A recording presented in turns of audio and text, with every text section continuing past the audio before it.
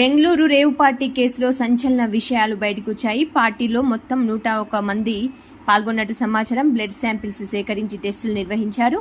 86 మంది డ్రగ్స్ తీసుకున్నట్లు నిర్ధారణ అయింది. దీనిలో 60 మంది పురుషులు, 26 మంది మహిళలు ఉన్నారు. టాలీవుడ్ నటి హేమకు పాజిటివ్ అని తేల్చేశారు పోలీసులు.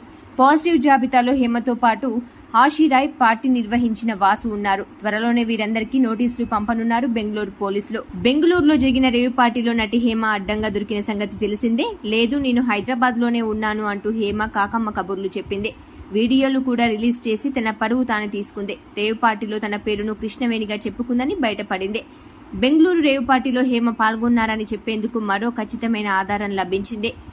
నటి హేమ మే 18న హైదరాబాద్ నుంచి బెంగళూరు వెళ్లారు. దానికి సంబంధించి మీడియాకు ఆధారాలు లభించాయి. మధ్యాహ్నం 1:55 శంషాబాద్ ఎయిర్పోర్ట్ నుంచి బెంగళూరు వెళ్లిన విమానంలో హేమ ఉన్నారు.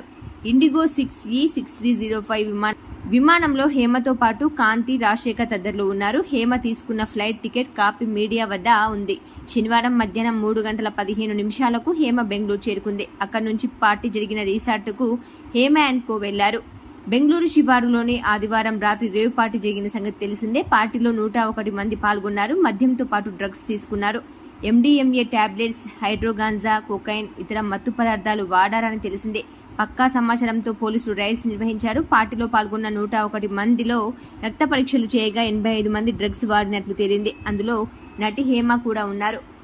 పదే రేవ్ పార్టీలో తాను పాల్గొనలేదని ఆమె ఊదరగొట్టినప్పటికీ పక్కా ఆధారాలు లభ్యమవుతున్నాయి. హేమ ఫ్లైట్ టికెట్ ను మీడియా సంపాదించింది. డ్రగ్స్ వాడిన 85 మందికి బెంగళూరు పోలీసులు నోటీసులు ఇస్తామని తెలిపారు.